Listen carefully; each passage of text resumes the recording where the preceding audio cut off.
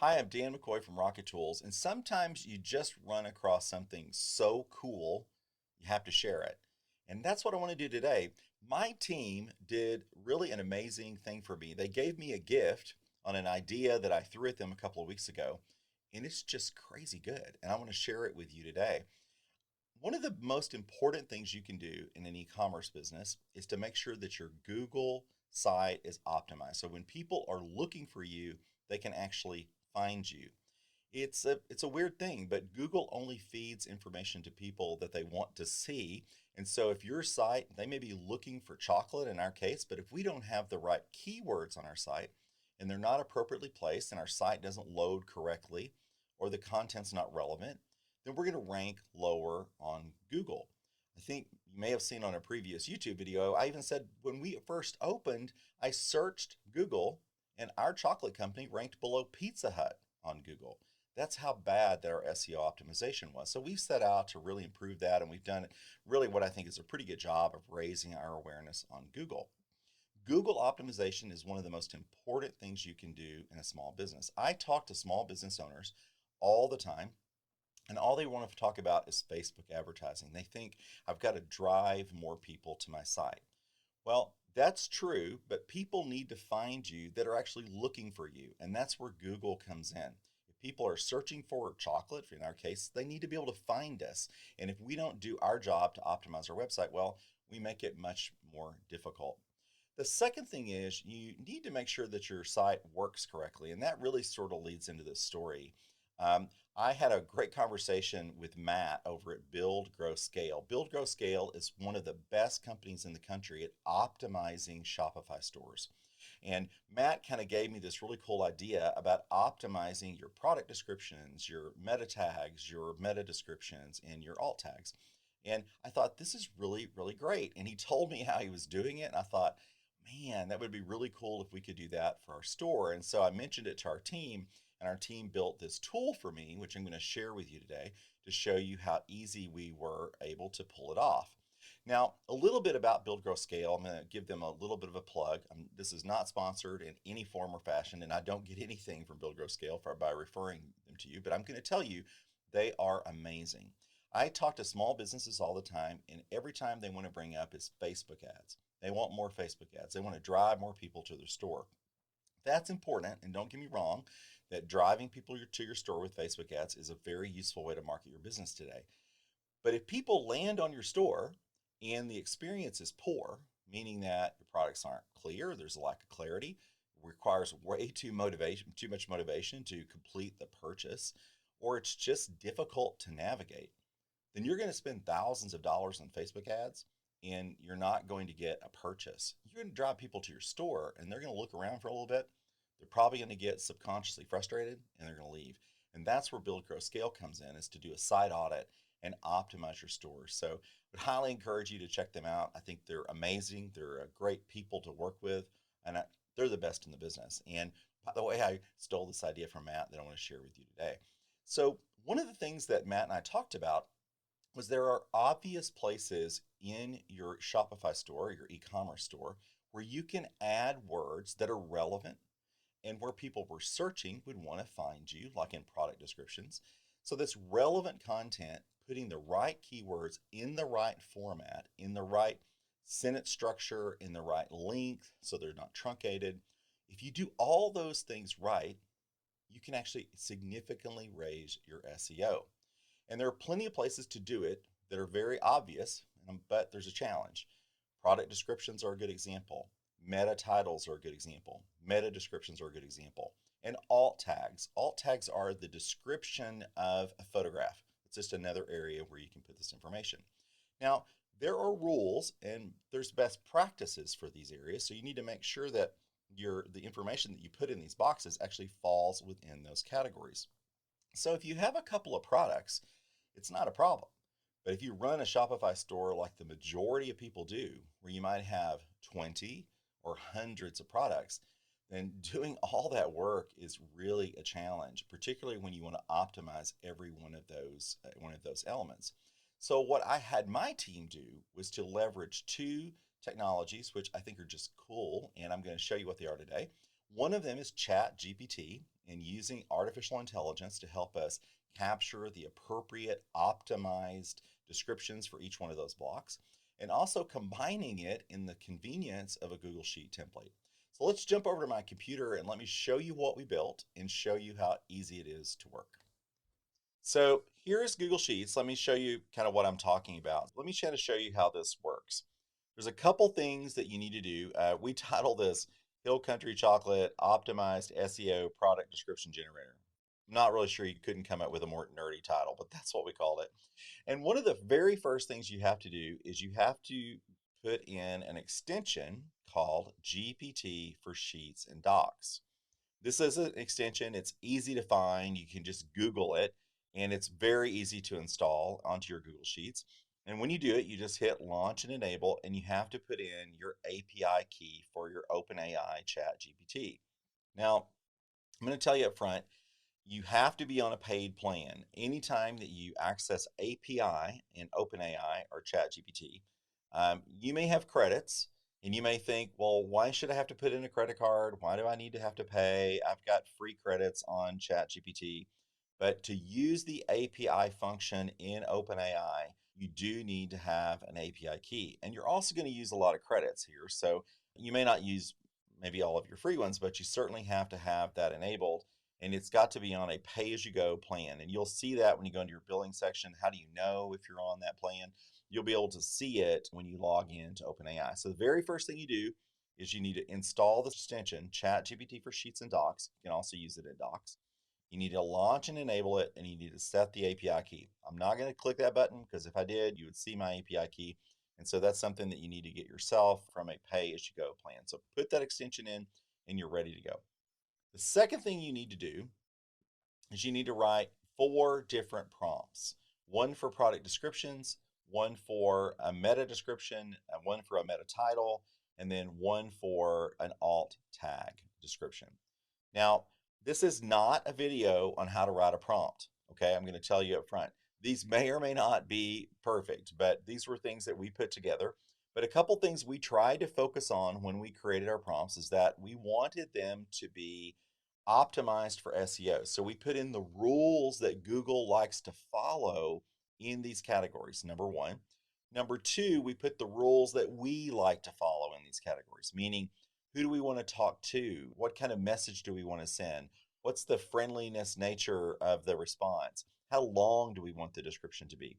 So I'll give you a little bit of examples. So in our description summary, we put write a quick summary paragraph under 300 characters at a 9th grade level. Recommendation is if you're talking to a potential customer, right? Focus on the benefits of the product. Don't mention the price. Don't mention the targeting criteria. Start the first sentence with the name of the product. So we want that to be kind of up front for our customers. Don't use a lot of words like introducing and recommend. Don't mention specific technology or techniques if it would help us sell it. Stick to the facts. Pretend you're making a 30-second pitch. Don't mention the website. And it's going to say things also below the line of don't make up facts, don't invent information, don't repeat things over and over again. In other words, keep it conversational as if someone would actually have to listen to it. For our meta title, we have to have those under 70 characters. So that was one of our rules. Reflects a compelling product description. Be sure to focus on the target benefits of the products. For our meta description, 3 sentences under 59 characters. The limit, I think, may be 160 characters here, but we actually wanted to be a little bit careful. Again, be sure to focus on the type of audience benefiting from the product because remember, we're on Google. These are those audiences that are actually searching our keywords. So we want to make sure that we're putting the right sentence structure and words together that would focus on that group. And finally, on alt tags, create a compelling alt tag under 125 characters that's optimized for the popularity of the used product keywords. Be sure to focus the type of audience benefiting from the product. Okay, so those were our prompts. Now, when we set up the spreadsheet, the other thing we did was that we put in a couple things, and get back over here. We want to have their product name. We took the brief description off of our current website. So some of these were horrible. We did enhance them a little bit even before we sent them to the prompt because they were really bad. Our company name, company products, target audience, and I'll kind of walk you through what those are. High value keywords and then words not to use. So let me give an example. These are just examples that we did for testing. So let's just pick one of the chocolates, right? Here's a product from our site, milk chocolate pecan butter toffee. It's delicious, by the way. So it's a real Texas version of British butter toffee, crunchy, covered in Swiss milk chocolate, by size, one of our most popular products, amazing pecan flavor. Okay, certainly not bad. I think this is one where we may have added a few things to it because we weren't really optimized on the store. This is the name of our company, Hill Country Chocolate. Our big keywords are company products that we make are chocolate and confections. Our target audience is chocolate lovers and foodies. Keywords that we try to rank for on Google are chocolate, confections, artisan, chocolate shop, chocolate factory. And these are words that we don't like to use. Candy, we're not a candy store, right? We're a chocolate factory. We don't like to focus on price. We're a luxury product. And we don't like to overuse our name, and we don't like to use the word recommend a lot. Now, these are our preferences. You're going to find out that ChatGPT may think, we disagree with you. We may put that in there anyway, but these are the preferences that we programmed into the system so that we can kind of remove those keywords out. So how does this work, right? How does this work? Well, we're going to go down here, and I'm going to go down to the very, very, very bottom, and we're going to do a product that I know is not on the store. And the one I'm going to use is chocolate covered graham crackers. These are delicious, by the way, but I'm going to say milk chocolate covered graham crackers. Okay. And we don't really have a description because they're not on our store today, but we're going to say a delicious, familiar treat from your childhood. The milk chocolate graham cracker is covered in delicious Swiss chocolate. I'm going to add a little stuff here. It is a perfect pairing with red wine. Okay, boom.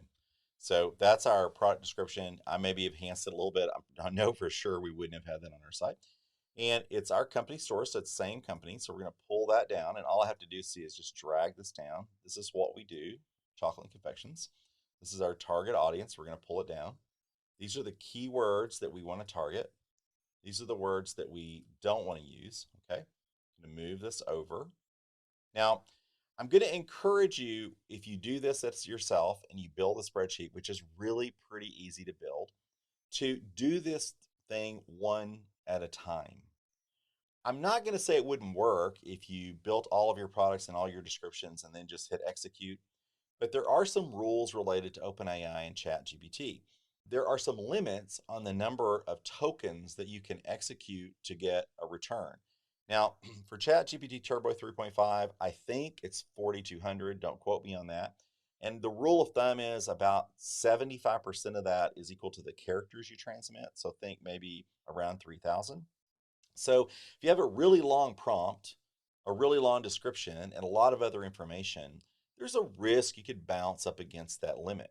And you could get the API to block you. And you would get an error message back from ChatGPT that you've over exceeded the limits of what tokens you're allowed to use to get information. If you try to do this whole spreadsheet at one time, my concern is some of these might kind of go into that API at the same time, and you might get error messages all over the page. So I would encourage you to do it maybe one at a time, and at least initially, and then test it out and kind of see how you do. Now, I will tell you that we've done quite a few of these, and we've made some changes in our prompt that resulted in the whole column being kind of recast or reprompted and returned. And we did have a few error messages pop up that we just had to resend. So it's not a fatal mistake if you do that, but I think it's probably better to just do what I did. Go through line by line and do these together. Also, I'm going to show you another reason to do that in a minute, and that is to get the quality of the return that you want. You may have to make some changes in what's returned. I always tell people ChatGPT is an extension of you. It's not you. So those words need to sound like they reflect your store. And so you need to make sure that the words that come back out aren't crazy. So it may be that we get some crazy results. So here we go. So let's go here. And remember, this is product description. So what we're going to do is we're just going to pull this down. That's going to send our prompt along with our qualifying factors as part of that prompt to ChatGPT. And this is the return. Indulge in the nostalgic taste of milk chocolate covered graham crackers from Hill Country Chocolate. Made with Swiss chocolate, it's a perfect treat for chocolate lovers and foodies alike. Pair it with red wine for delightful experience. Satisfy your sweet tooth with artisanal chocolate shop's craft chocolate. I'm telling you, that's pretty darn good. Now, all of them won't be that good, but that one's actually really pretty good. You notice it ignored me completely about including Hill Country Chocolate in the thing, but In this context, I actually think it looks pretty good. So I like that one. So we're going to move over and let's build a meta title. See what it says about our graham crackers here. Indulge in childhood nostalgia with milk chocolate covered graham crackers, buffalo country chocolate, perfect pairing with red wine. I'm going to tell you up front, that's about as good as it gets on a meta title. That captures a lot of things. It captures emotion, it captures what the product is, it captures who we are, and it actually gives a use case for a target audience. That's almost a perfect meta description. Perfect. And again, could we have done that on our own? Probably. But if you have 30, 40, 50 products on your site, it can be a little bit challenging. Let's do this for the meta description and see what we get. Now, this is one we want to stay under 160 characters. We put 159, and we want it to be 3 sentences. Let's just see kind of what it does here. It gave me an error signal, but it was just ignore it. Again, this one's really good. Indulge in the nostalgic taste of milk chocolate covered graham crackers, now elevated with premium Swiss chocolate. So now we've given someone who clicks our meta description a reason to say, okay, this is not your normal graham cracker. Perfectly paired with red wine. This artisan treat is a must-have for chocolate lovers and foodies, so it's hitting our target audience. Experience the craft chocolate expertise, so it's bringing in brand authority, which is one of the things we asked it to do in our meta descriptions. Join our community. This is social proof. In other words, join a group of people that are already doing it. People tend to be a little bit like lemmings in product description, so follow what other people are doing. And then add in hashtags, which are added extra keywords appropriate for Google, because Google likes hashtags in this situation. And I would tell you, this is a pretty darn good meta description. And then finally, an alt tag. Alt tags are built for people who could not access the visual elements of a photograph, but they also represent a great opportunity to put SEO information in. And it's often one of the most ignored areas on any website, much less an e-commerce site. So we'll do the same thing on our alt tag and kind of see what it says. Loading. Indulge in childhood nostalgia with a milk chocolate covered graham crackers, perfect for pairing with red wine. Handcrafted Hill Country chocolate. Artisan confections are a must try for chocolate lovers and foodies alike. Great. Now, the one thing I will tell you that I would probably talk to my team about, we have multiple photographs per product on our website. I'm not a huge fan of using the same alt tag for every photograph. So again, we might want to make some changes if we were putting this alt tag. But again, that's just more areas of opportunity to add SEO to your site. So how easy was that, right?